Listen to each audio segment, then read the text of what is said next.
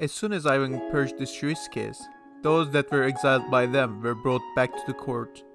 He was still too young, however, and Boyar Council kept running the state, this time, however, under Ivan's supervision. Of course, Ivan kept being irritated by his regents, for he did not like being in check, but nothing escalated. Ivan was a weird teenager, to say the least.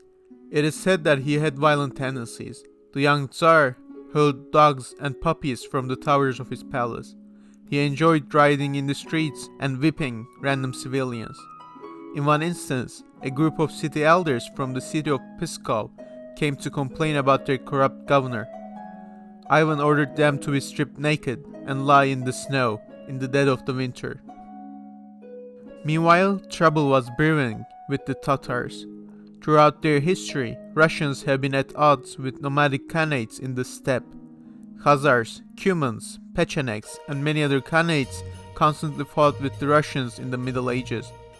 And in the 13th century, the whole region was swept by the infamous Mongol general Subutai. By 1500s, when our story is set, the Mongol Empire was replaced by several Tatar Khanates, and the struggle between the settled and the nomads continued. Each year, Tatar raider groups attacked Russia. They looted, pillaged, and kidnapped civilians to be sold into slavery. The most powerful of them was the Crimean Khanate, which was supported by the Ottoman Empire. The most problematic one for Russia, however, was the Khanate of Kazan. Raiders from Kazan came from east every year, targeting the Russian civilians. It was also the closest Khanate to the Russian heartland. Thus, Ivan decided that they had to be stopped. A large army was dispatched to conquer the Khanate. However, due to supply problems and harsh weather conditions, the Russian army was forced to retreat. Ivan was going to be back though. Finally, in 1547, at the age of 17, Ivan was crowned. In a great ceremony that lasted for many days, he was proclaimed as the Tsar and the autocrat of all Russians. The term Tsar was derived from Caesar, and with this, Ivan was laying claim to the heritage of the Eastern Roman Empire, which was destroyed by the Ottoman Turks a century ago. Thus, Ivan became the first emperor of Russia. And the Tsar needed a Tsarina, of course. Right after the coronation, Ivan ordered his court to look for a suitable bride. He had one condition: he did not want a foreign wife. The young Tsar had no family left and did not want to risk his relationship with a foreign princess. He wanted a Russian woman who could share his burden and life. And quickly a good match was found: Anastasia Zakharina Romanovna, a noble woman from a powerful boyar family, the Romanovs.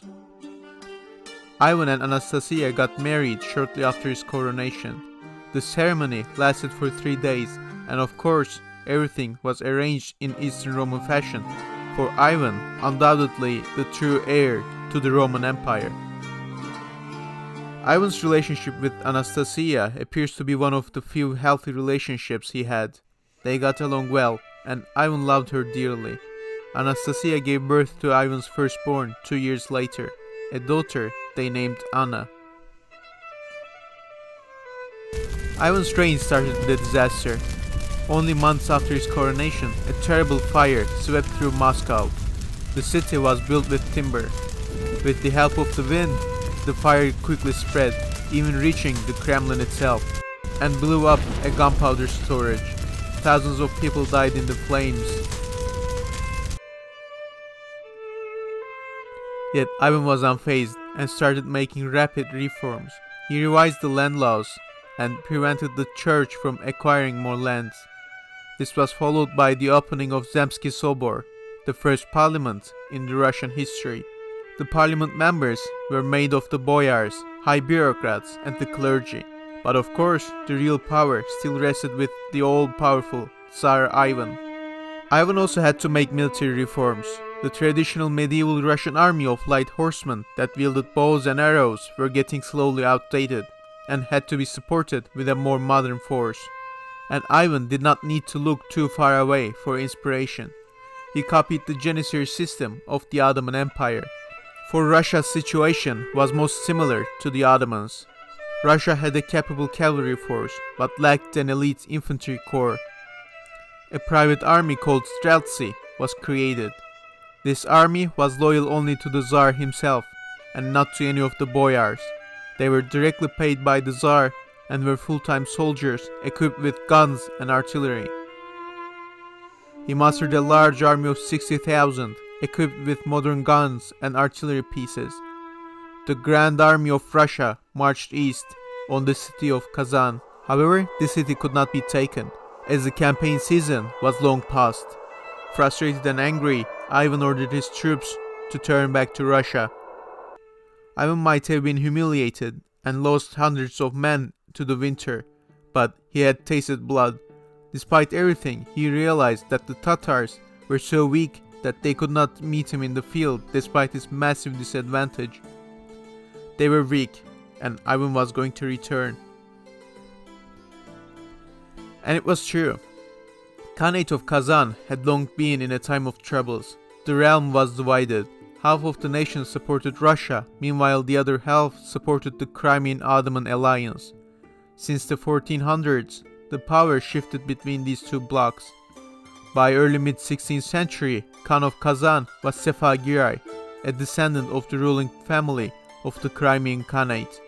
Naturally, a stern supporter of the Crimean Ottoman party. In time, however, Sefagirai had lost his popularity, was purged by the locals who were supported by Russia. Instead, a pro-Russian Khan named Shah Ali came to power. He freed the Russian slaves in the Khanate, which plummeted his support among the Tatars. Thus, Sefagirai returned with over 2,000 seasoned warriors and assumed the power once again. As soon as the Crimean descendant Khan took over, pro-Russian policies were reversed and Tatars raided several Russian border towns.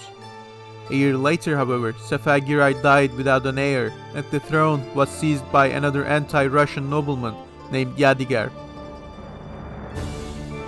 And Ivan was more than happy to escalate the situation. The Tsar would rather have another chance at total conquest than an uneasy treaty. Thus, he started preparations. A massive army was mustered, a large force of almost 150,000. Once again, equipped with modern weaponry. And this time, the winter was not going to stop the Tsar, for the Russian army started its campaign in August. The Tatars defended their walls fiercely. Groups of Tatar cavalry sallied out and ambushed Russian troops, and the city walls stood strong. Yet, Tsar Ivan had a master plan. Russian sappers dug tunnels under the city walls and collapsed them with explosives. After the explosion, the Russian army assaulted the walls through the breach and managed to overrun the demoralized defenders who had seen their walls crumble out of nowhere. The city was fallen. Ivan entered Kazan proudly on his warhorse as a great conqueror. This was the first time Russia pushed deep into the steppe and conquered native Tatar land. But it wasn't going to be the last. Khan Yadigar and his wife were brought to Ivan in chains. Tsar's men made them kneel before him. The Khan and his wife crawled to Ivan and kissed his feet, pleading for mercy. And of course, Ivan was a man of mercy for those who deserved.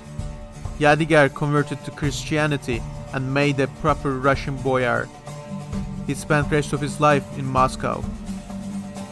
This was a major victory for both Ivan and Russia. Ivan had done what generations of princes before him could not, and subjugated a large portion of the Tatars. This major victory was a turning point to his early reign, in which Ivan was bullied for years and saw his capital burn in flames. For Russia, this made clear that the Tatar yoke was now reversed.